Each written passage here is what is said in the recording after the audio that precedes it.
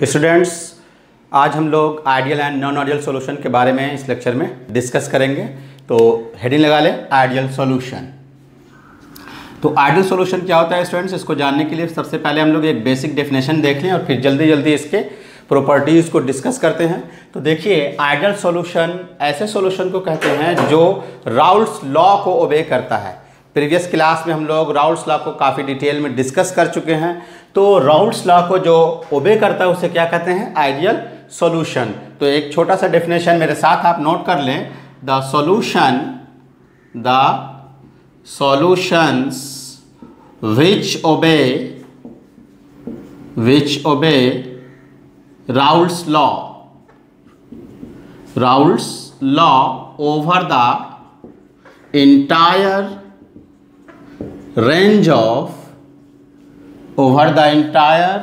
range of concentration, किसी भी concentration level पर जब कोई सॉल्यूशन राउल्ट्स लॉ को ओबे करेगा स्ट्रिक्टली हर कंसंट्रेशन पर, तो वैसे सॉल्यूशन को क्या कहते हैं, आइडियल सॉल्यूशन कहते हैं। ये इसका एक बेसिक डेफिनेशन है। अब जब ये राउल्ट्स लॉ को ओबे करेगा स्टूडेंट्स, तो इसके ग्राफिकल रिप्रेजेंटेशन कैसे होंगे, इसी को हम दूसरे फॉर्म में कैसे कह सकते हैं, या आप इसकी प्रॉपर्टीज़ कह सकते हैं। यानी कि अब हम लोग इसकी प्रॉपर्टीज़ को देखें तो ये प्रॉपर्टीज़ ऑफ आइडियल सॉल्यूशन। तो प्रॉपर्टीज़ ऑफ आइडियल सॉल्यूशन क्या हो गया, एक तो आप जो डेफिनेशन देख रहे हैं कि जो राउल्ट्स लॉ को इंटायरली किसी भी कंसंट्रेशन लेवल पर फॉलो करेगा। अब इसकी जो प्रॉपर्टीज़ है उसको समझने के लिए फर्स्ट ऑफ ऑल इसके ग्राफिकल क्राइटेरिया को आप देखिए। तो राउल्ट्स लॉ का ग्राफिकल क्राइटेरिया हम लोग पढ़ चुके थे, आपको याद होगा। Very simple criteria. X axis पर क्या लिया था हम लोगों ने, मोल फ्रैक्शन, वाई एक्सिस पर पार्शियल प्रेशर। और हमने आपको एक बात सिखाया था, किसी भी क्राइटेरिया को यानी मोल फ्रैक्शन में x1 और x2 दो वोलेटाइल, चूँकि इसमें कंपोनेंट थे, प्रीवियस लेक्चर्स ज़रूर देख करके आप आएँ ताकि अगले लेक्चर्स में उसके यूजेस को समझ सके। इसीलिए हम आपको हमेशा बताते हैं प्रीवियस लेक्चर्स देख के आइए, आगे से उसका लिंक है। तो आप देखिए, अगर x1 को किसी ने 0 ले लिया और आप जानते हैं कि मोल फ्रैक्शन का सम बाइनरी सॉल्यूशन में कितना होता है, 1। इसका मतलब यहाँ x2 जो सेकंड कंपोनेंट है वो कितना होगा, 1 होगा, सो दैट के दोनों का सम 1 हो जाए। अब जो 0 रहता है ग्राफ उसी का होता है। तो x1 0 है, इसलिए ये ग्राफ किसका होगा, कंपोनेंट 1 का, यानी कि ये ग्राफ किसका है, P1। तो जो स्ट्रिक्टली राउल्ट्स लॉ को फॉलो करे यानी इस ग्राफ को ओबे करे किसी भी कंसंट्रेशन लेवल पर। दूसरा, अगर यहाँ x1 0 है तो x1 इधर आते आते बढ़ते बढ़ते इंक्रीज करते करते क्या हो जाएगा स्टूडेंट्स, इधर आपका जो मोल फ्रैक्शन आ रहा है ये क्या हो जाएगा 1, और x2 इधर 1 था, x2 क्या हो गया 0, और ग्राफ उसी का होता है जो टर्म 0 है ओरिजिन के फॉर्म पर। तो इसको आपने इस तरह से ड्रॉ कर दिया। P1 अपने मैक्सिमम किस प्रेशर तक जाता है, P1 नॉट वो प्रेशर होता था जब वो अपने प्योर फॉर्म में रहता है, यानी सॉल्वेंट। उसी तरह से ये x2 का ग्राफ P2 के लिए आ गया, और ये अपने मैक्सिमम कितने लेवल तक जाएगा, P2 नॉट। इन दोनों कंपोनेंट में जो कंपोनेंट ऊपर दिखता है इसका मतलब क्या होता है कि वो ज़्यादा वोलाटाइल है, यानी सॉल्यूट मोर वोलाटाइल है। और P टोटल कैसे हम लोग करते थे, इन दोनों को हम लोग ज्वाइन कर देते हैं like this is your P total is equal to P1 plus P2। तो जो सॉल्यूशन इस ग्राफ को ओबे करे यानी राउल्ट्स लॉ को ओबे करे उसे हम लोग क्या कहते हैं, आइडियल सॉल्यूशन कहते हैं। अब बारी बारी से इसके प्रॉपर्टीज़ को हम लोग पॉइंट आउट करते हैं स्टूडेंट्स। तो पहला पॉइंट ये है कि इसमें जो P थ्योरेटिकल है वो बराबर होगा P ऑब्जर्व्ड के। P थ्योरेटिकल का मतलब यही जो अभी आपको बताया गया, ये थ्योरी से निकाला है आपने कोई एक्सपेरिमेंट नहीं किया है। ऑब्जर्व्ड को एक्सपेरिमेंट भी बोलते हैं, एक्सपेरिमेंट। ऑब्जर्व मीन्स एक्सपेरिमेंट के जरिए जब आप किसी के प्रेशर को कैलकुलेट करेंगे एक्सपेरिमेंटली, और ये हुआ थ्योरेटिकल यानी राउल्ट्स लॉ के थ्योरी के हिसाब से। तो इसमें थ्योरेटिकली जब आप उसका प्रेशर मेज़र करते हो सॉल्यूशन का, तो वो उतना ही निकलता है जितना कि आप उसको एक्सपेरिमेंट से मेज़र करके फाइंड आउट करते हैं। तो उसको हम लोग क्या कहते हैं, P theoretical is equal to P observed और एक्सपेरिमेंटल। यानी पी थ्योरेटिकल का मतलब क्या है, पी थ्योरेटिकल का मतलब है, इधर देखिए स्टूडेंट्स, पी थ्योरेटिकल का मतलब क्या है, यानी इसमें जो पी टोटल है वो बराबर होगा partial pressure of A plus partial pressure of B. यहाँ हम लोगों ने 1 2 लिखा तो उसी को यूज़ किया जाए, बेहतर है।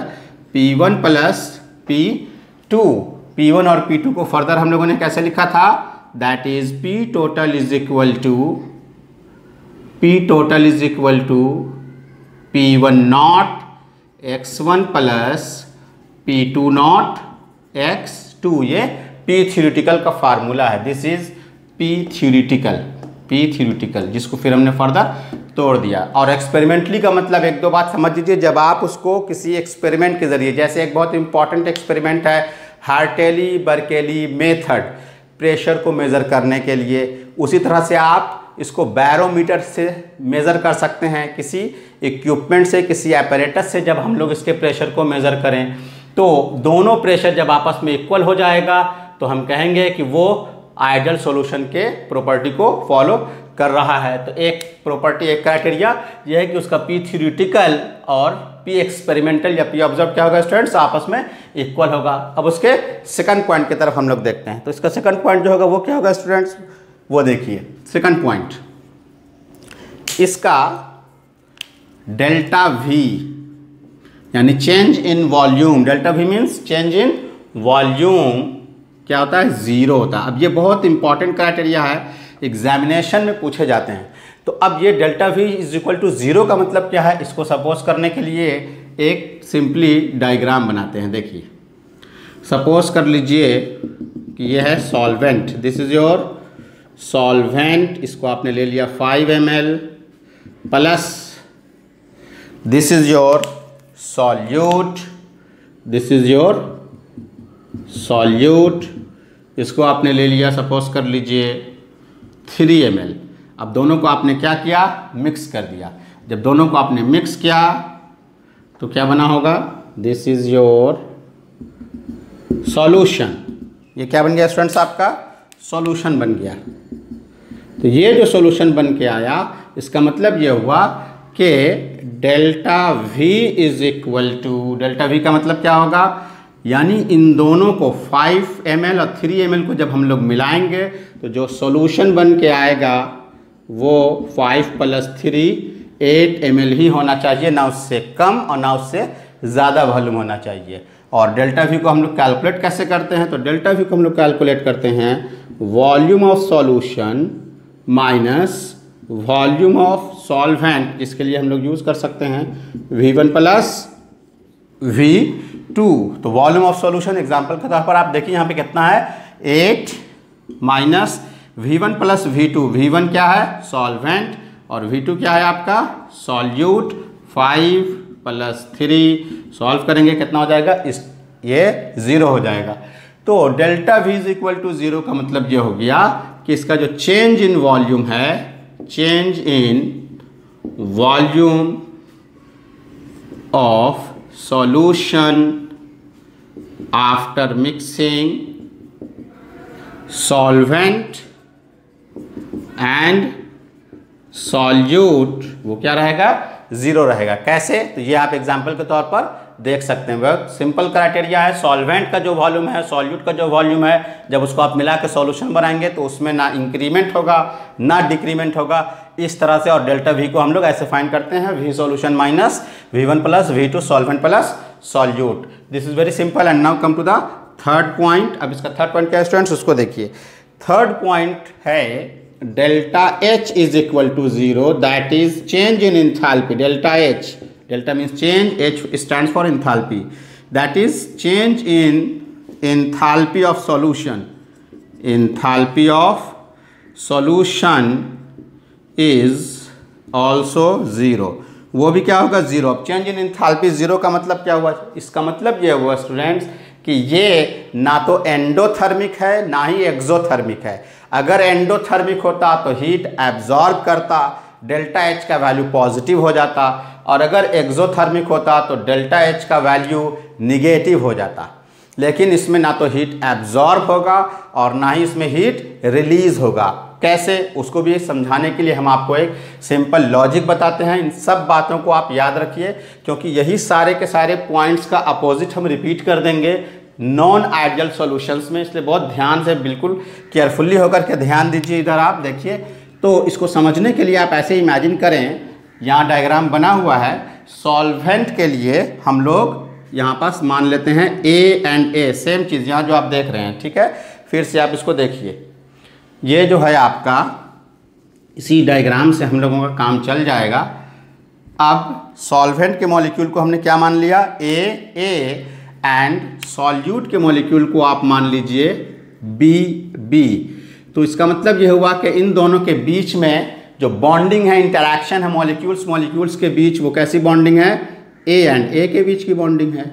और यहाँ जो बॉन्डिंग है वो बी एंड बी के बीच की बॉन्डिंग है। अब दोनों जब यहाँ मिल गया और मिलने के बाद जब यहाँ आया, तब आप बतलाइए स्टूडेंट, दोनों के बीच की जो बॉन्डिंग का नेचर होगा वो कैसा होगा। दोनों के बीच की बॉन्डिंग का नेचर होगा ए बी इंटरैक्शन। क्लियर है। अब इसका सेंस क्या निकलता है वो समझिए आप। अब जब ये सॉल्यूशन बनेगा तो सॉल्यूशन के बनने के प्रोसेस में क्या हो रहा होगा, आपको मालूम है कि जब इसको इसमें आप डिसॉल्व करेंगे तो सॉल्वेंट के ए और ए के बीच के बॉन्ड को क्लीव करना होगा, ब्रेक करना होगा। Very simple.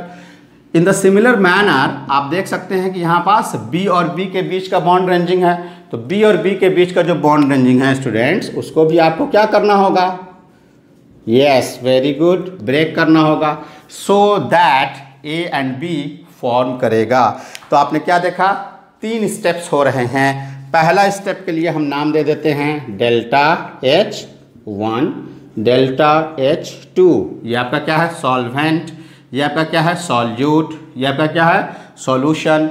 And you know that कि बॉन्ड को ब्रेक करना है। जब बॉन्ड आपस में ब्रेक होता है तो बॉन्ड को तोड़ने के लिए energy given to this system होता है। तो यहाँ given to this system energy देना होगा आपको। जब इसको एनर्जी देंगे आप तो इसका वैल्यू क्या होगा स्टूडेंट्स, पॉजिटिव। क्लियर है। The second one same thing, again the solute of molecule को आपको ब्रेक करना होगा, तो जब इसको तोड़ना होगा तो इसका भी वैल्यू क्या हो जाएगा स्टूडेंट्स, पॉजिटिव। और सॉल्यूशन में ए और बी के बीच बॉन्ड फॉर्म हुआ है, बना है, और बॉन्ड के बनने में एनर्जी क्या होती है, यस एनर्जी रिलीज्ड होती है, रिलीज्ड एनर्जी रिलीज्ड होती है। तो जब एनर्जी उसमें रिलीज होगा तो इसका डेल्टा एच का वैल्यू क्या होगा students, this is delta H3। तो इसमें क्या हो गया, energy released energy is negative. अब इसको अप्लाई कर देंगे हम लोग यहाँ, तो डेल्टा एच का सेंस क्या हो गया, इसका मतलब ये हो गया कि इन दोनों का जो एनर्जी का क्राइटेरिया आ रहा है, इन दोनों के एनर्जी के क्राइटेरिया को आप ऐड करेंगे, टोटल अमाउंट ऑफ एनर्जी जो डेल्टा एच का आया, चेंज इन एंथैल्पी, उसको कैसे फाइंड करते हैं, उसको फाइंड करते हैं हम लोग डेल्टा फाइनल, दैट इज के डेल्टा H3, ये सबको आप ऐड कर दीजिए, H1 plus delta H2 plus delta H3। अब सपोज कर लीजिए कि ये जो इंटरैक्शंस का क्राइटेरिया है आइडियल सॉल्यूशन के लिए, तो आइडियल सॉल्यूशन के केसेस में क्या होते हैं, तो फर्स्ट क्राइटेरिया हमने आपको यहाँ पास जो बतलाया है, जो राउल्ट्स लॉ को ओबे करे। अब उस क्राइटेरिया को अप्लाई करने के लिए यहाँ पास जानना एक इम्पॉर्टेंट बात क्या है, जिसका यूज़ यहाँ है, ए एंड ए का इंटरैक्शन बी एंड बी के इंटरैक्शन के बिल्कुल बराबर होगा, और जब ये दोनों मिल के सॉल्यूशन बनाएगा, यानी कि ए बी इंटरैक्शन, ये सब के सब इंटरैक्शंस आपस में क्या होंगे, इक्वल होंगे। तो ये जो इंटरैक्शन का क्राइटेरिया आप देख रहे हैं, इस इंटरैक्शन के क्राइटेरिया में ए एंड ए के बीच जितना फोर्स ऑफ अट्रैक्शन है, मॉलिक्यूल जिस फोर्स से एक दूसरे को पकड़े हुए हैं, उतना ही बी और बी के बीच है। और जब सॉल्यूशन बन के चला आया तो ए और बी के बीच भी जो इंटरैक्शन है उसका वैल्यू भी क्या है, इक्वल है। यानी अगर ये है, सपोज कर लीजिए 10 जूल 10 जूल एंड 10 जूल, तो इसको आप यहाँ अगर अप्लाई करेंगे तो क्या मिल जाएगा, 10 प्लस 10, और इसका वैल्यू निगेटिव है -20। क्यों 20 है, इसको भी समझ लीजिए आप। देखिए ए प्लस बी एंड बी मिलके क्या बना, ए बी। ए के कितने मॉलिक्यूल हैं, 2, बी के कितने मॉलिक्यूल हैं, 2, तो कॉमन लेकर के हम यहाँ कितना लगा देंगे, 2। तो ए और ए को तोड़ने में 10 जूल, बी और बी को तोड़ने में 10 जूल, और 2 इंटू ए और बी के बनने में 10 जूल रिलीज है, इसलिए निगेटिव। तो 10 + 10 कितना हो गया, ये 10 + 10, और ये कितना हो गया आपका -20। तो अब आप देख सकते हैं बिल्कुल सिंपल क्राइटेरिया। तो ए और ए को ब्रेक करने में जितनी एनर्जी लगती है उतनी एनर्जी बी और बी को ब्रेक करने में लगती है, और उतनी ही एनर्जी से ये फॉर्म होता है, रिलीज करेगा ये एनर्जी। और यहाँ पास 2 क्यों लगा दिया वो आप देख सकते हैं, very simple criteria. A and B के मॉलिक्यूल्स को जब देखेंगे तो 2 मॉलिक्यूल ए का है, 2 मॉलिक्यूल बी का है, इससे 2 कॉमन ले लेंगे। तो 10 जूल से ये भी है, 10 जूल से ये भी, इसको भी ब्रेक करना है, तो टोटल एनर्जी कितनी लग गई, 20, और ये रिलीज कर रहा है, इसलिए 2 इंटू -10 20। तो डेल्टा एच का वैल्यू क्या हो गया टोटल ओवरऑल, इससे क्या पता चला, यानी इसके बनने में ना तो एनर्जी एब्जॉर्ब हुआ और ना ही एनर्जी रिलीज हुआ। तो ये है आइडियल सॉल्यूशन के delta H is equal to 0 का कंसेप्ट। बहुत ही इंपॉर्टेंट क्राइटेरिया है delta V and delta H का, बहुत ध्यान से देखें। आप चाहें तो इसका जल्दी से स्क्रीनशॉट ले लें। एक पॉइंट और इसमें हम लोग डिस्कस करने वाले हैं, ठीक है स्टूडेंट्स। तो अब आप देखिए कि ये जो क्राइटेरिया है, अब हम इसको इरेज कर देते हैं। देखिए, तो ये क्राइटेरिया जो आप यहाँ पास लिख रहे हैं, इसमें आप याद रखेंगे कि A interaction, B interaction and A B interaction बिल्कुल आपस में इक्वल होगा, और इसको आप इस क्राइटेरिया में अप्लाई कर सकते हैं। अब जल्दी से इसमें एक क्राइटेरिया हम लोग और नोट कर लें, जो कि डायरेक्ट क्वेश्चन पूछे जाते हैं इससे, वो है एग्जाम्पल ऑफ आइडियल सॉल्यूशन। बिल्कुल ही डायरेक्ट एग्जाम में इससे क्वेश्चन पूछे जाते हैं स्टूडेंट्स। तो आप देखिए, एक एग्जाम्पल है इसका, सबसे पहला benzene plus toluene. Benzene diagram से भी आप ड्रॉ कर सकते हैं, बेंजीन टोल्यूइन। आप जानते हैं कि बेंजीन में हम लोग CH3 लगा देते हैं तो वो क्या हो जाता है, टोल्यूइन हो जाता है। Okay, and now come to the second example. तो एक एग्जांपल आपका क्या हो गया स्टूडेंट्स, बेंजीन एंड टोल्यूइन। एक एग्जांपल आप लिख लें, normal hexane and normal heptane. Normal hexane, बिल्कुल डायरेक्ट क्वेश्चन पूछे जाते हैं, normal hexane and normal heptane. सीधा पूछ देगा which of the following will show the ideal behaviour, और which of the following is ideal solution. एक एग्जांपल और देखिए आप, ethyl chloride and ethyl bromide, ये भी आइडियल बिहेवियर का सॉल्यूशन इथाइल क्लोराइड और इथाइल ब्रोमाइड शो करेगा। इसके अलावा आप लिख सकते हैं ब्रोमो बेंजीन,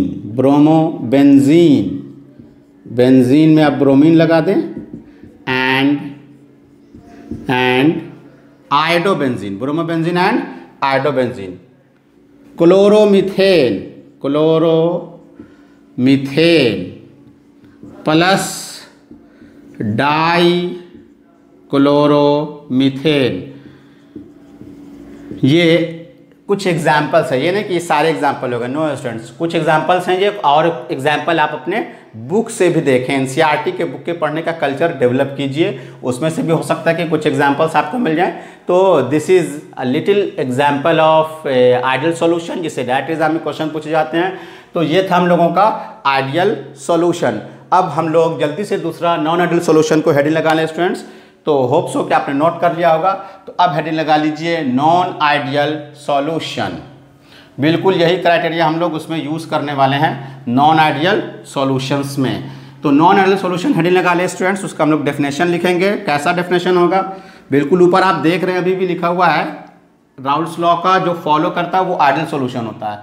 तो इसका मतलब क्या हो गया, इसका मतलब ये हो गया कि जो राउल्स लॉ को ओबे नहीं करेगा उसे हम लोग क्या कहेंगे, उसे हम लोग कहेंगे non ideal solution. And now तो हेडिंग लगा लेते हैं हम लोग non ideal solution, non ideal solution. तो इसका डेफिनेशन लिख लें, the solution which do not obey the solution which do not obey Raoult's law over the entire range of concentration, उसे क्या कहेंगे स्टूडेंट्स? नॉन आइडियल सॉल्यूशन कहेंगे। अब इसकी प्रॉपर्टीज में आते हैं, properties of non ideal solution. अब जब इसकी प्रॉपर्टीज में हम लोग आते हैं तो यहां पास एक बात समझ आती है कि अगर कोई राउल्ट्स लॉ को ओबे नहीं करता है तो इस सिचुएशन में दो केसेस डेवलप होते हैं। वो दो केसेस क्या हैं? देखिए, एक क्राइटेरिया ये हो सकता है, अभी आपको क्या बताया गया था, राउल्ट्स लॉ को जो ओबे करता है उसे आइडियल कहते हैं। तो यहाँ पास आपके समझाने के लिए हम एक रेंज बना देते हैं कंपैरिजन के लिए।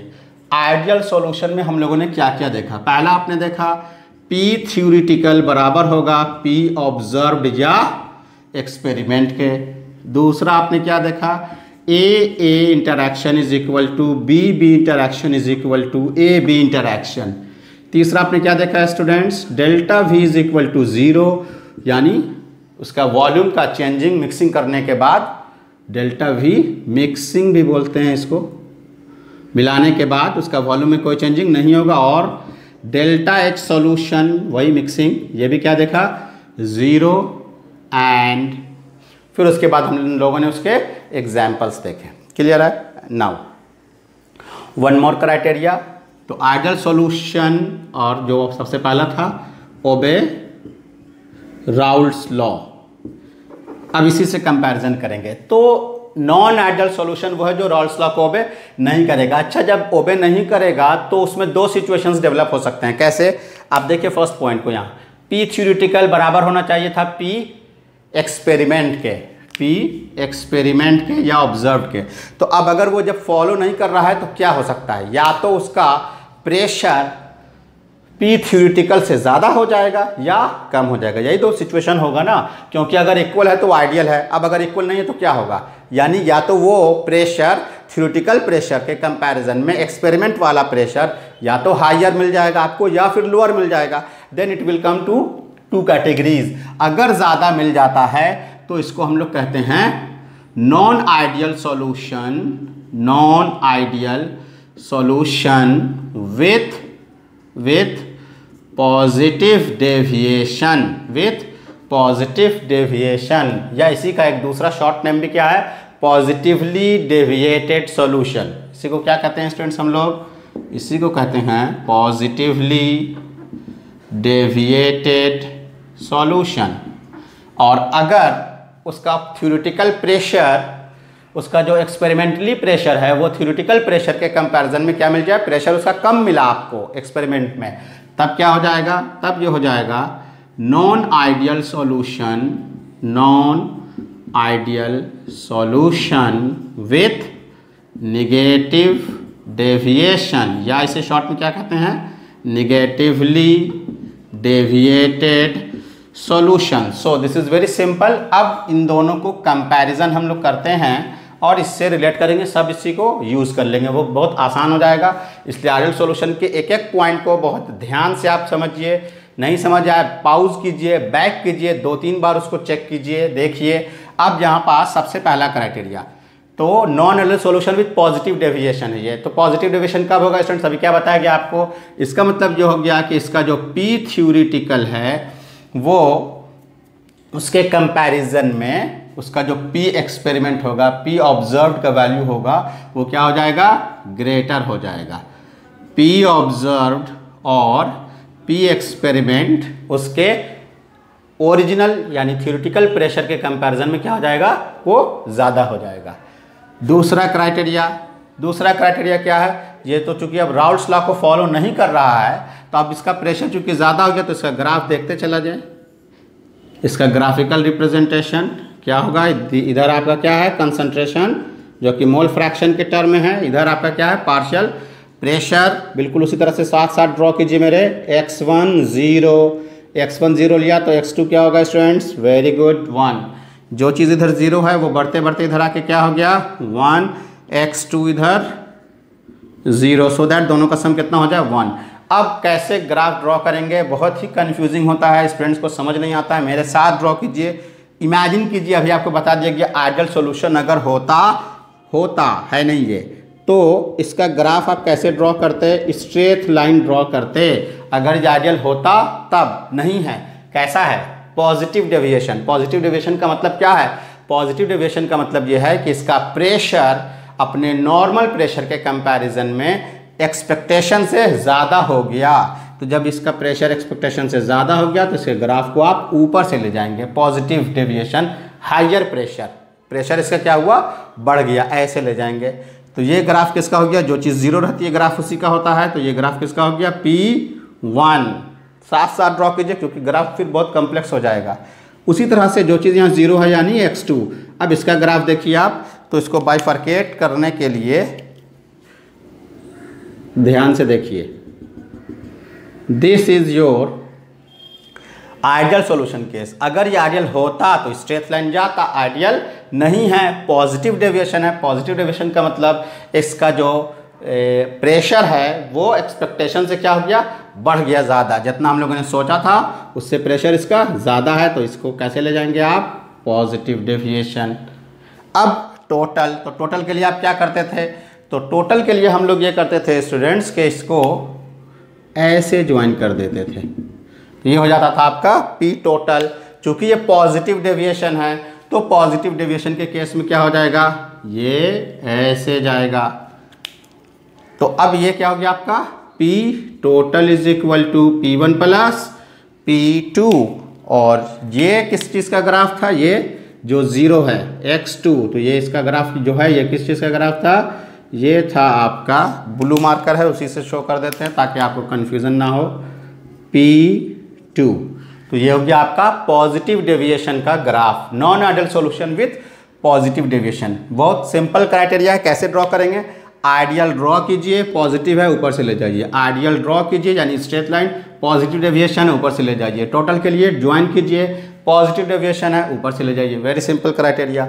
दूसरा पॉइंट क्या था स्टूडेंट्स हम लोगों का, याद कीजिए दूसरा points, delta V is equal to, उसमें जीरो था, इसमें चूंकि ये पॉजिटिव डेविएशन है इसलिए क्या हो जाएगा, वो बढ़ जाएगा, यानी change in volume is greater than zero. अब इसका क्या मतलब हुआ, इसके मतलब को समझने के लिए आप ऐसे इमेजिन कर लीजिए, this is your solvent 5 ml plus this is your solute, this is your solute, solute है ये आपका 3 ml। अब आपने क्या किया, दोनों को मिलाया, मिक्सिंग किया, और जब आपने मिक्स किया तो ये क्या बन गया, ये बन गया आपका सॉल्यूशन। तो जब इसका सॉल्यूशन बना तब इसमें क्या हो गया, सॉल्यूशन के बनने के कारण क्या हो गया, इसमें 5 + 3 नहीं हुआ, बल्कि ये 5 + 3 कितना होना चाहिए था, यहाँ ये हो रहा था 5 + 3 8 ml, लेकिन यहाँ ये बढ़ के कितना हो गया 3 ml। अब आप सोच रहे होंगे कि ऐसा कैसे हो सकता है, तो इसको हम आपको बहुत सिंपली समझाते हैं। देखिए, इसको समझने के लिए हम लोग अभी A और B का जो इंटरेक्शन यहाँ दिखलाया है, इसी क्राइटेरिया को हम लोग इस एक्सपेरिमेंट में यूज़ करते हैं। यहाँ बना देते हैं, फिर उसको ड्रॉ कर देंगे क्योंकि ये नॉन आइडियल सॉल्यूशन का कॉलम हम यूज़ करेंगे। देखिए स्टूडेंट्स, अभी हमने आपको बतलाया था कि जो सॉल्वेंट के मॉलिक्यूल्स हैं, सॉल्वेंट के मॉलिक्यूल्स को हम A और A से डिनोट कर देते हैं, और यह है आपका सॉल्यूट, सॉल्यूट के मॉलिक्यूल्स को मैं B और B से डिनोट कर देता हूँ। एंड नाउ जब ये बना तो ये आपका क्या हो गया, दिस इज़ योर सॉल्यूशन के जिसमें A और B का इंटरेक्शन है।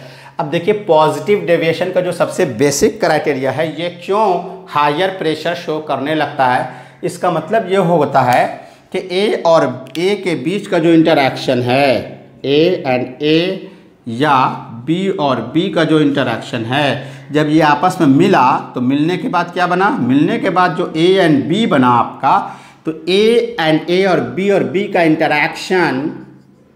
इंटरेक्शन फोर्स हायर होता है, और जब A और B मिल जाता है तो इसका जो इंटरेक्शन फोर्स है वो कमज़ोर हो जाता है मिलने के बाद। अब अगर ये कमज़ोर हुआ, क्यों कमज़ोर हो जाता है, अगर कमज़ोर नहीं होगा तो इसका वेपर जल्दी जल्दी कैसे बनेगा, A एंड A का, B एंड B का वेपर बन रहा है, कोई प्रेशर अपना इसका डेवलप किया P2, इसका P1। अब जब इसको आपने मिक्सिंग किया, मिलाया, तो इसका प्रेशर हाई कैसे हो गया? हाई इसलिए हो गया क्योंकि A और A के बीच में जो बॉन्डिंग थी और B के बीच में जो बॉन्डिंग थी, उस बॉन्डिंग के कंपैरिजन में A और B की बॉन्डिंग स्ट्रेंथ क्या हुई? घट गई। बॉन्ड के स्ट्रेंथ के घटने की वजह से क्या हुआ? जिस टेम्परेचर पर ये वेपर में जा रहा था, जिस टेम्परेचर पर ये वेपर में जा रहा था, उसके कंपैरिजन में ये अब लोअर टेम्परेचर ही में वेपर में बनने लगेगा, यानी इसका वेपर क्या होगा? जल्दी जल्दी बनेगा इन दोनों के कंपैरिजन में। क्यों? क्योंकि A और B के बनने के कारण इसका इंटरैक्शन फोर्स आपस का क्या हो गया? कमज़ोर हो गया। तो जब इसका इंटरैक्शन फोर्स कमज़ोर हो गया तो इसके वेपर जल्दी जल्दी बनने लगे। अब इसका वेपर जो जल्दी जल्दी बनने लगा तो इसका प्रेशर क्या हो गया? इंक्रीज। अब उससे वॉल्यूम का क्या रिलेशन है? यस, वॉल्यूम का रिलेशन क्या है वो जानिए। ये कब होगा? जब इन दोनों के बीच का हमने क्या बताया? बॉन्ड स्ट्रेंथ कमज़ोर हुआ। तो बॉन्ड स्ट्रेंथ कैसे कमज़ोर हुआ होगा स्टूडेंट्स? इसका मतलब ये हो गया कि B और B को जब मिलाया गया तो A और B आपस में रिपेल करते हैं, आपस में इंटरैक्शन में उतना ज़्यादा नहीं जाते हैं। हमने आपको क्या बताया था? Like dissolves like. यहाँ असल में A और B का जो इंटरैक्शन है वो एक दूसरे को मिक्सिंग में पसंद नहीं करता है, या ये कह सकते हैं A and B hates each other. ये एक दूसरे में घुलना नहीं चाहते हैं, डिज़ोल्व होना नहीं चाहते हैं। इनके इंटरैक्शंस के नेचर अलग अलग हैं। तो जब इंटरैक्शंस के नेचर अलग अलग हैं तो इन दोनों के बीच में जो बॉन्ड स्ट्रेंथ होगा, बॉन्ड जब बनेगा तो वो कमज़ोर होगा। बॉन्ड स्ट्रेंथ कमज़ोर क्यों हो गया? इसलिए कि इन दोनों के बॉन्ड के लेंथ दूरी बढ़ जाएगी, बॉन्ड लेंथ की दूरी बढ़ जाएगी। बॉन्ड कमज़ोर है, कमज़ोर कैसे हुआ? पास पास आना ज़्यादा नहीं चाहेगा, बॉन्ड बढ़ गया एक्सपेक्टेशन के कंपैरिजन में। तो जब दोनों के बीच की दूरी बढ़ गई तो जितना वॉल्यूम, जितना जगह ये पहले छेक रहा था, जितना जगह ये पहले ऑक्युपाई कर रहा था A और B के फॉर्म में, अब वो क्या करेगा? अब वो उसके कंपैरिजन में A और B एक दूसरे से नफरत कर रहा है, हेट कर रहा है, नहीं जाएगा पास में एक दूसरे के। क्या हुआ? नॉर्मली ज़्यादा जगह छेकेगा, दूर दूर रहेंगे। नॉर्मली आप देखते हैं जब आप किसी को पसंद नहीं करते हैं तो आप उससे पास नहीं जाते हैं, दूर जाते हैं। ये भी बिल्कुल उसी नेचर से, तो दूर गया। तो जब एक दूसरे के दूर गया तो वॉल्यूम क्या होगा? वॉल्यूम ज़्यादा ऑक्युपाई करेगा कि नहीं करेगा? यस। तो जब ये वॉल्यूम ज़्यादा ऑक्युपाई कर रहा है तो आप समझ रहे थे कि अरे 5 और 3 ml को जब हम मिक्स करेंगे तो 8 होगा। नहीं होगा, 8 ml बढ़ जाएगा एक्सपेक्टेशन से। समझाने के लिए हमने 10 लिखा, ये ज़रूरी नहीं है कि 5 + 3 करें तो 10 वाला केस हो जाए, नो। तो it is just for example. तो होप सो कि आप इस एग्जाम्पल से इसको क्लियरली समझ गए होंगे। अब जल्दी से हम लोग इसके नेक्स्ट पॉइंट की तरफ आते हैं। तो नेक्स्ट पॉइंट इसका क्या होगा स्टूडेंट्स? तो इसका जो नेक्स्ट पॉइंट बनेगा हम लोगों का, यहाँ देखिए लिख देते हैं 3 डेल्टा H सॉल्यूशन।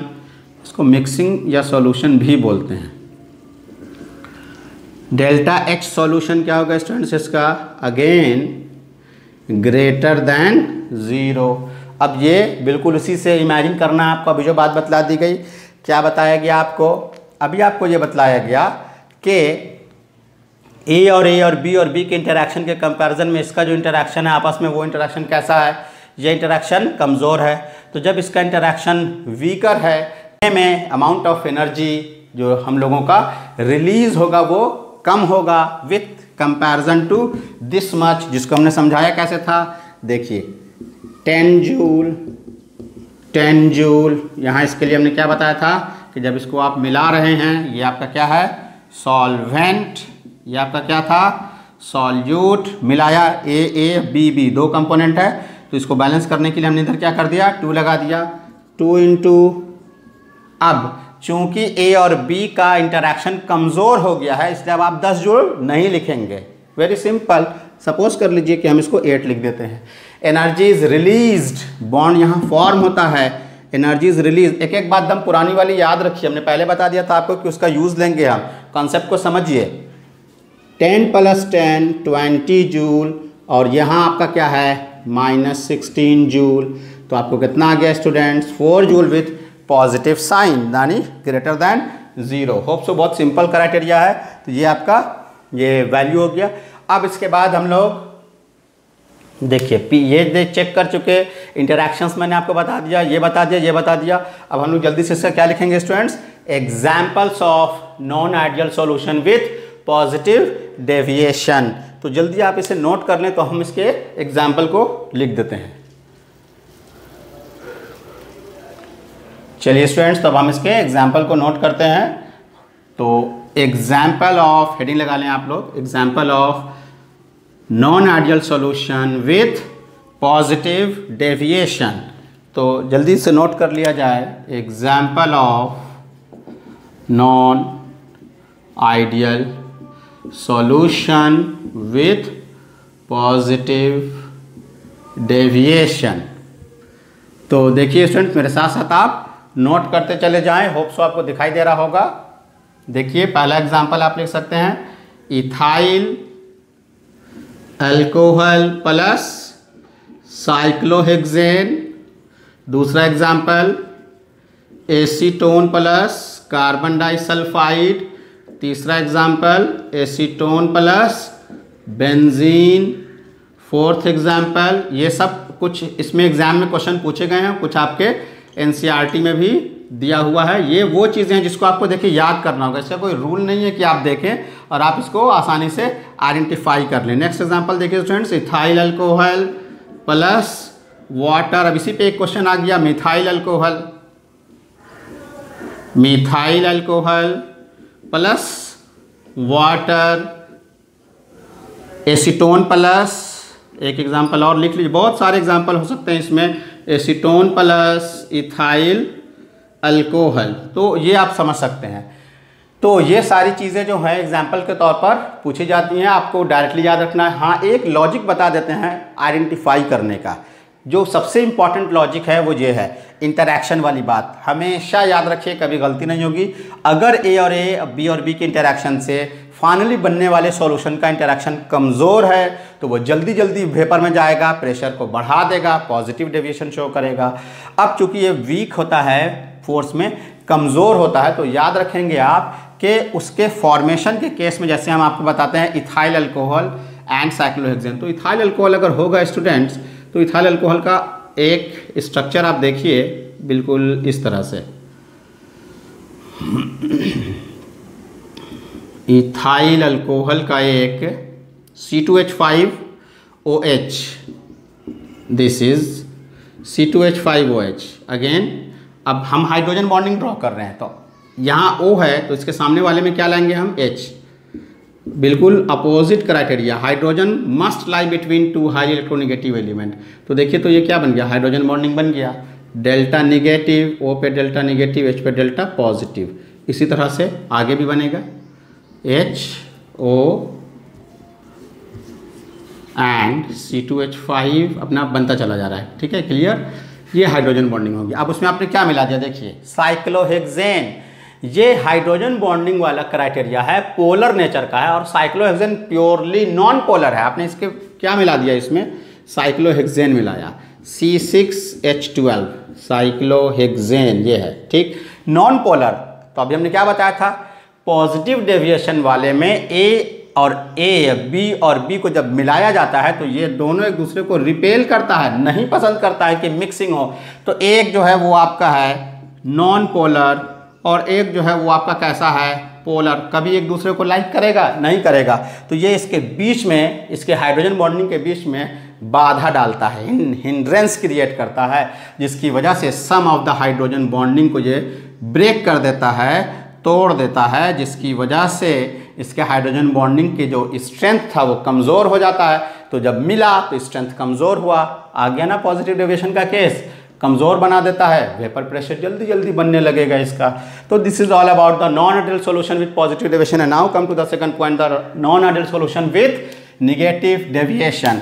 तो होप स्टूडेंट्स ये आपको बिल्कुल क्लियरली समझ में आ गया होगा। अब हम लोग non ideal solution with negative deviation की तरफ प्रोसीड करते हैं। डायग्राम हम लोगों के काम में आ जाएगा। तो हेडिंग आपका लगा हुआ है, या आप फिर से लगा लें हेडिंग, इसको हम ज़रा क्लियर कर लें ताकि आपको समझाने में आसानी हो जाए। तो देखिए non ideal solution with negative deviation, बिल्कुल उसी तरह से चलिए स्टूडेंट्स। पहला क्राइटेरिया हम लोगों का क्या था, वहाँ देखिए बिल्कुल यहाँ रॉल्स लॉ को तो ये भी फॉलो नहीं करेगा, नॉन आइडियल फॉलो नहीं करेगा। यहाँ P थ्योरेटिकल बराबर था P ऑब्जर्व के आइडियल में। पॉजिटिव डेविएशन में क्या हो गया, आपके एक्सपेक्टेशन से प्रेशर ज़्यादा हो गया था, यहाँ क्या होगा पी थ्योरेटिकल के कंपैरिजन में जो आपका वैल्यू मिलेगा पी एक्सपेरिमेंटेड, एक्सपेरिमेंट करने पर जो आपको प्रेशर मिला वो थ्योरेटिकल प्रेशर से कम मिला। आपने जो सोच रखा था जितना इतना आना चाहिए उससे प्रेशर क्या हो गया, कम हो गया, यानी ये निगेटिव डेविएशन का केस हो गया। दूसरा पॉइंट क्या होगा स्टूडेंट्स, दूसरा पॉइंट हो गया इसमें बिल्कुल उसी तरह से delta we mixing is less than 0, delta H mixing less than 0। अब इन दोनों को समझने के लिए हम लोग इस डायग्राम का यूज़ ले लेते हैं। देखिए बिल्कुल सिंपल उसी तरह से ये आपका क्या था students, solvent A and A interactions, B and B interactions. अब ये निगेटिव क्यों हो जाता है, very simple, A and A के इंटरैक्शन और बी के जो इंटरैक्शंस थे, जब क्या किया गया, जब इनको मिलाया गया तो अब ए और बी के इंटरैक्शन एक दूसरे को काफ़ी ज़्यादा अट्रैक्ट करने लगे। A and B loves each other, A and B attract each other, come closer to each other, काफ़ी एक दूसरे के क्लोज आ गए। जब एक दूसरे के क्लोज आ गए तो इनके बीच का जो बॉन्ड स्ट्रेंथ था, क्या बॉन्ड स्ट्रेंथ था, वो क्या होगा स्टूडेंट्स, बॉन्ड स्ट्रेंथ स्ट्रांग हो गया। बॉन्ड स्ट्रेंथ इनका क्या हो गया, वो स्ट्रांग एंड स्ट्रांग हो गया। किसके कंपैरिजन में, with comparison to A and comparison to B and B. ये बड़ा इंपॉर्टेंट क्राइटेरिया है इसको समझने के लिए। तो जब बॉन्ड स्ट्रेंथ स्ट्रांग हो गया तो अब इसको जब आप हीट करेंगे तो इसका प्रेशर जल्दी जल्दी नहीं बनेगा। तो जितना आपने सोचा था कि प्रेशर बना लेगा, नहीं बनेगा, क्योंकि ये तो एक दूसरे को काफ़ी ज़्यादा स्ट्रॉन्गर बॉन्ड से पकड़े हुए, इनका वेपर जल्दी नहीं बनेगा। तो ये इंपॉर्टेंट क्राइटेरिया हो गया। अब वॉल्यूम अभी बिल्कुल उसी तरह से आपको बतलाया गया। इसका मतलब कि जब ये बॉन्ड स्ट्रेंथ में कम स्ट्रॉन्ग हुआ तो ए और ए के इंटरैक्शंस, बी और बी के इंटरैक्शन, सपोज कर लीजिए इतनी गैपिंग था, बॉन्ड स्ट्रेंथ जब मजबूत हुआ तो now they come closer to each other, पास पास आ गए। तो जब पास पास आए तो जो वॉल्यूम ऑक्यूपाइड होगा ए और बी का, वो ए और ए या बी और बी के कंपैरिजन में क्या होगा, क्लोज हो गया, तो इनका वॉल्यूम कम हो जाएगा।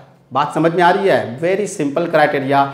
ए और ए के बीच में जो डिस्टेंस था, बी और बी के बीच में जो डिस्टेंस था, जब ये दोनों मिले, चूंकि इन दोनों को बॉन्ड स्ट्रेंथ मजबूत हो जाता है इन दोनों के बीच का, तो ये क्या हो गए, सिकुड़ गए, क्लोज आ गए, कंप्रेस्ड हो गए, जैसे आप समझिए मजबूत हो गए। तो इनका वॉल्यूम क्या होगा, वेरी सिंपल, इनका वॉल्यूम घट जाएगा। तो उसी तरह से अगर ये 5 ml था, ये 3 ml था, तो अब ये 5 and 3 8 नहीं होगा, उससे घट जाएगा। एग्जाम्पल के लिए आपको ये बात बतलाई जा रही है, डिक्रीज हो जाएगा। तो ये delta we mixing less than 0 का मतलब चेंज, याद रखिए। आप कहीं कह रहे 6 है, यहाँ लिख रहे हैं लेस देन 0। अभी आपको बता दिया था हमने इसका फार्मूला, भूले नहीं यहाँ पे इसको। डेल्टा वी मिक्सिंग का मतलब हमने बताया था delta we solution minus V1 plus V2, ये बताया था मैंने आपको। डेल्टा वी सॉल्यूशन तो 5 + 3 है ही 8, ये डेल्टा वी सॉल्यूशन तो आपका ये आ गया 6, और ये आपका 5 + 3, तो आप देखिए इसका वैल्यू क्या हो जाएगा, -2 लेस देन 0। ठीक है, तो ये मत सोचे कि लेस देन 0 वहाँ 6 हो गया, तो फार्मूला याद रखें। अब डेल्टा एच, तो डेल्टा एच का क्राइटेरिया बिल्कुल इसी तरह से आप इमेजिन कीजिए। आपको क्या बताया गया, दोनों के बीच का बॉन्ड स्ट्रेंथ क्या हो गया है, मजबूत हो गया है, जिसको तोड़ने में एनर्जी अब क्या लगेगी, काफ़ी ज़्यादा लगने वाली है। तो अब आप देखिए इसका 10 जूल, इसका 10 जूल 2 × अब ये 10 जूल से नहीं टूटने वाला है। क्यों, क्योंकि इंटरैक्शन फोर्स इन दोनों के बीच का काफ़ी ज़्यादा क्या हो गया स्टूडेंट्स, स्ट्रॉन्गर। तो यहाँ 10 है, तो सपोज कर लीजिए कि हम कितना ले लेते हैं, 12 ले लेते हैं। तो अब ये क्या हो जाएगा, तो ये जो क्राइटेरिया आपका हो जाएगा, ये हो गया -24 -4 joule negative delta H mixing less than 0। This is about non ideal solution with negative deviation. एक एक पॉइंट इंपॉर्टेंट है, एक एक बात इंपॉर्टेंट है। तो अब आप इसको, इसके डायग्राम को देख लीजिए।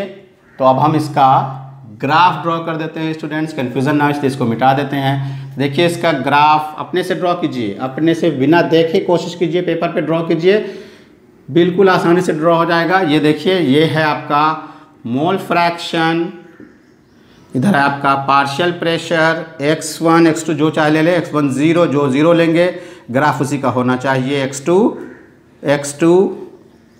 1, जब एक 0 लेंगे तो दूसरा 1 हो जाएगा। अब यहाँ x1 0 है तो इधर आते आते x1 का वैल्यू क्या हो गया 1 और x2 का value 0, so that mole fraction का टोटल सम कितना होगा 1 होगा। अब देखिए अगर ये आइडियल होता, इसका ग्राफ कैसा होता, स्ट्रेट लाइन, नहीं है आइडियल। अगर ये आइडियल होता तो इसका ग्राफ कैसा होता, स्ट्रेट। आइडियल नहीं है, कैसा है, ये है निगेटिव डेविएशन, यानी कि डिक्रीज कर गया। तो अब आप इसको नीचे ऐसे ड्रॉ करेंगे, समझने की कोशिश कीजिए, जो 0 है ये उसी का ग्राफ P1, क्लियर। यहाँ देखिए x2 क्या है 0, अगर ये आइडियल होता तो इसका ग्राफ कैसा होता, ऐसा होता, लेकिन इसका ग्राफ आइडियल फॉर्म में नहीं है। कैसा है इसका ग्राफ का criteria, negative deviation. Different thing से दिखा देते हैं ताकि आपको विजुअलाइजेशन आसानी से हो जाए।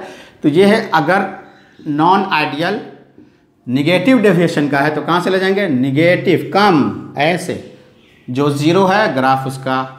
अब अगर P टोटल का केस होता है स्टूडेंट्स तो आप इसको कैसे ड्रॉ करते हैं, आप इसके पॉइंट को मिलाते हैं ऐसे। टॉप का जो पॉइंट है वो किसको रिप्रेजेंट करता है, P1 है तो ये P1 नॉट, ये P2 का क्राइटेरिया, ये देखिए ये जो 0 है P2 का क्राइटेरिया, इसका मैक्सिमम पॉइंट P2 नॉट, दोनों के मैक्सिमम पॉइंट को मिलाया। लेकिन ये नॉन आइडियल डेविएशन के केस का क्राइटेरिया है, तो आइडियल होता तो स्ट्रेट, नॉन आइडियल है तो पॉजिटिव रहता तो ऊपर से ड्रॉ कर देते, निगेटिव है तो नीचे से ड्रॉ कर देंगे ऐसे। This is P total is equal to P1 plus P2। तो ग्राफ को बिल्कुल स्टेप वाइज समझिए, बिल्कुल सिंपल फॉर्म में ग्राफ है। लोग ग्राफ से बहुत कंफ्यूजन क्रिएट कर लेते हैं खुद में कि इतना कम्प्लेक्स है, कोई कम्प्लेक्स नहीं है। जो 0 है उस आइडियल फॉर्म में रहता तो स्ट्रेट होता, पॉजिटिव रहता तो हम ऊपर से ड्रॉ करते हैं, निगेटिव है इससे नीचे से ड्रॉ कर दिया, सब में वही रूल अप्लाई कर दिया। तो ये हो गया आपके नॉन आइडियल सॉल्यूशन का ग्राफिकल रिप्रेजेंटेशन। सबसे इंपॉर्टेंट बात जो आपको बताई गई है वो स्ट्रेंथ वाली बात है, वो आप कभी ना भूलें, उसको आप याद रखें। अब हम लोगों को जल्दी से इसका क्या लिखना है स्टूडेंट्स, एग्जाम्पल लिखना है। तो एक हेडिंग लगा लें, example of non ideal solution with negative deviation, ठीक है। तो मेरे साथ साथ लिखते चलें स्टूडेंट्स आप इसके एग्जाम्पल्स को। देखिए सबसे पहला एग्जाम्पल है chloroform and benzene, chloroform plus benzene, पहला एग्जाम्पल क्लोरोफॉर्म एंड बेंजीन। दूसरा एग्जाम्पल लिखें chloroform and diethyl, chloroform and diethyl ether. तीसरा एग्जाम्पल लिखें students acetone and chloroform, acetone plus chloroform. इसके अलावा आप लिख सकते हैं कोई भी एसिड लें, जैसे HCl प्लस वाटर, और आप HNO3 प्लस वाटर भी लिख सकते हैं। एग्जाम में आ चुका है ये भी क्वेश्चन। तो 5 एग्जाम्पल्स इसके भी हो गए। तो इस तरह से आप ideal and non ideal solution को आइडेंटिफाई कर सकते हैं। एक एग्जांपल आप और ले सकते हैं, ये भी आया है एग्जाम में, एनसीईआरटी में दिया हुआ है, acetone plus aniline. So students, उम्मीद है कि आपको ये बात समझ में आ गई होगी। अगर कोई बात नहीं भी समझ में आई होगी तो आप कमेंट बॉक्स में ज़रूर लिखें ताकि नेक्स्ट लेक्चर में उसको क्लियर कर दिया जाए। कुछ स्टूडेंट्स ने प्रीवियस लेक्चर्स के कॉमनवेल्थ ऑफ लॉ से रिगार्डिंग क्वेश्चंस पूछे थे और डिस्क्रिप्शन बॉक्स में दिए गए न्यूमेरिकल से रिगार्डिंग भी क्वेश्चंस पूछे गए थे कि क्वेश्चन नंबर 3, किसी का 5। तो देखिए ये हम लोग नेक्स्ट क्लास जो हम लोग करेंगे उसमें डिस्कस करने वाले हैं एजियोट्रॉपिक सॉल्यूशंस के बारे में, और उसमें न्यूमेरिकल भी डिस्कस करेंगे। और मैं आपको प्रैक्टिकल एग्जाम्पल देके बताऊंगा कॉमनवेल्थ ऑफ लॉ क्या है, उसका प्रैक्टिकल एस्पेक्ट से, यानी न्यूमेरिकली आपको वो समझाऊंगा कि उसको कैसे आइडेंटिफाई करेंगे। So students, this is all about the ideal non ideal solution with positive and negative deviation and example. तो आप इसे जल्दी से नोट कर लें और do not forget to subscribe, share and like the videos. Till then, keep watching and keep subscribing.